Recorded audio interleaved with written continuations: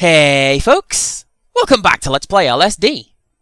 I'm your host CPC Gamer, and in our last episode, I began to talk about nature and how bizarrely everything is put together when the dream decided to cut me off abruptly. So, hopefully this will not continue tonight so I can keep my lecture going. Alright, there's music.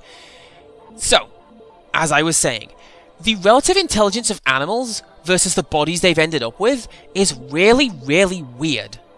Like, dolphins, crows, and elephants are smart as anything, and if they had a body that could do what humans do, humans probably wouldn't be the dominant life form on the planet. We'd have dolphin overlords, and that is not a promising prospect. And conversely, raccoons do have bodies that function like humans do. And game, I did not touch anything to instigate that link. You are a liar and a charlatan. Anyways, raccoons have bodies that can function better than humans in some ways, because not only can they run and walk, but they can climb with ease. And they can also manipulate tools with their little hands. But they are dumb as a rock. And if you took the brain power of a dolphin or whatever, and then put that into the body of a raccoon, that would be a force to be reckoned with. You know, just in case we have any mad scientists watching these videos. Me, I'm more of a mad engineer, and that's why I developed that laser beam that just puts hats on people.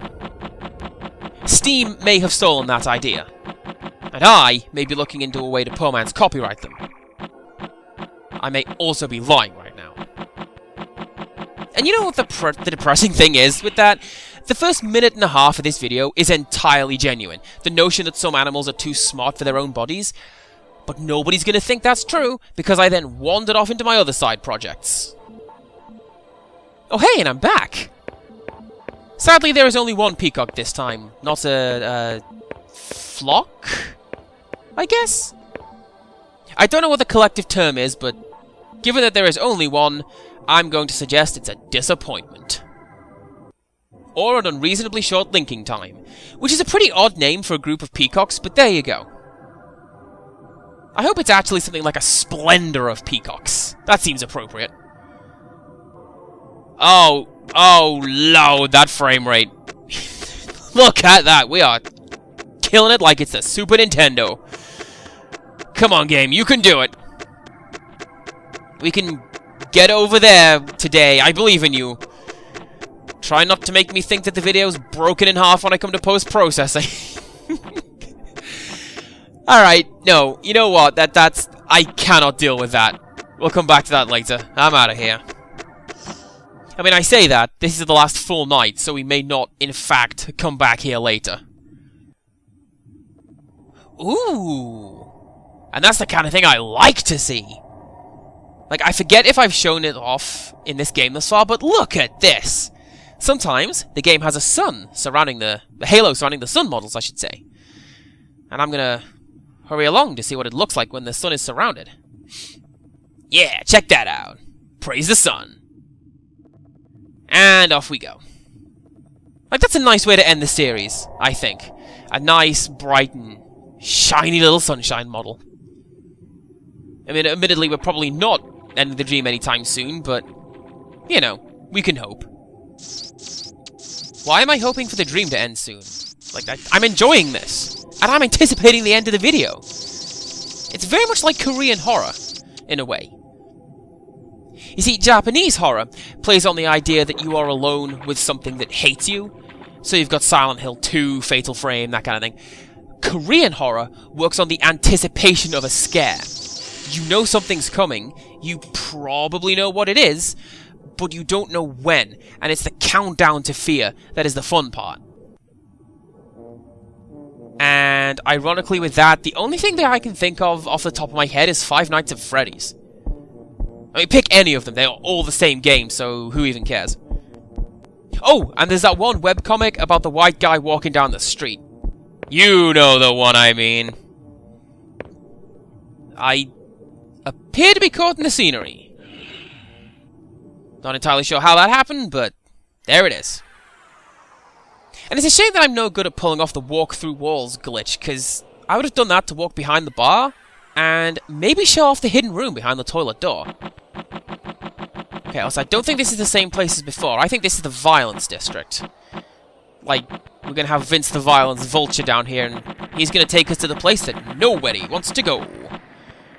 Gosh, the sun is low today. And yeah, there he is. Good times. And you know what? It's the last day, so I'm not gonna go down that tunnel. I'm gonna link with the structural braces and see what that does. It breaks the soundtrack is what it does. But it has one of my favourite instruments in there. Like, you hear that sort of pseudo square wave in the back? I love that. I mean, you don't hear it now because we're going to the organic maze. You know, it's the last proper dream. Let's see if we can get every map in this video. Just really round off everything with a grand tour, you know? Go right after another round of sumo. Maybe? Aha! Yes, he's moving. Now, I wonder if it's possible to push this guy out of the ring, thus securing a victory. Because, I mean, he's not, like, doing it in shenanigans game. I had that. He was out of the ring and you bloody know he was. Rude. Ah, well. Speaking of stuff that we're going to do in the final video, how about making everything grow again, game? For old time's sake. Although, to be fair, the fact that it isn't growing is more of a for old time's sake sort of a thing. Like, you're not even going to spawn the blimp? Sad times. To tie this into my unifying alien abduction hypothesis, this part would suggest that something has happened to the aliens observing our characters' brainwave patterns, and they aren't running the simulation anymore. We're just wandering around on our own and waiting for something that will never appear.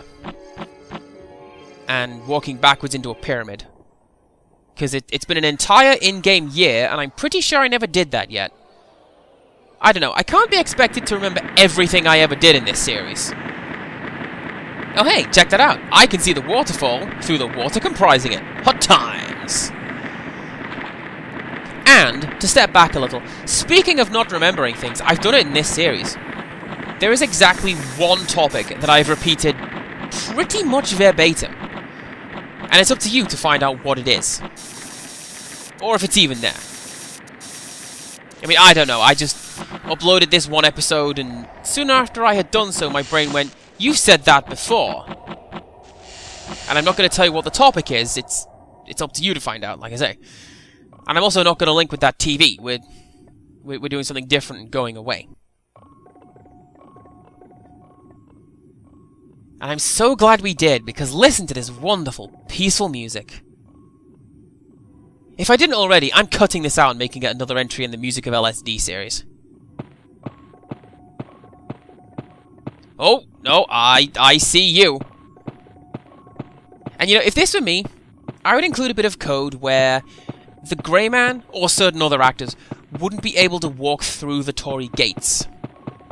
I mean, the basic idea is that Torii gates are sacred, and evil spirits, negative thoughts, that kind of thing, can't pass through them. And, like I say, when I visited Japan, I went to the Fushimi Inari Shrine, and there's thousands of them, all in a row, leading you up to the mountain, to the shrine itself. It is an absolutely beautiful sight to see. Although with that said, I can't say that I saw any spirit foxes floating around in the sky. I mean, I did meet this one woman who sold me the coolest looking leaf in the world. She was the best. And you know what? I'm not gonna do this map anymore today. I'm stepping out. Let's go someplace else. And I'm surprised that took as long as it did. Because lately the game has been linking me if I've just made eye contact with a wall, you know? How does one make eye contact with a wall? I don't know, but that doesn't stop me from trying every single time I go to a party. And I think that I am now where I was prior. Like that weird little fiddly bit around the edge of the mountain range with the niches that don't go anywhere. Or maybe I'm directly outside the pit map that I was just occupying. Maybe? I mean, I'm pretty sure that there are 2 of these signpost models in the overworld. Not that it matters, because none of the arrows on either iteration point anywhere. They're just, like, fun to have around, I guess? And isn't that just a description for this game and as an LP? Like, I'm not entirely sure it's going anywhere. It's just fun to have around. Oh, and since the drum isn't here, let's go this way instead. Oh, and I like that look. I like that you can see the head floating off in the distance.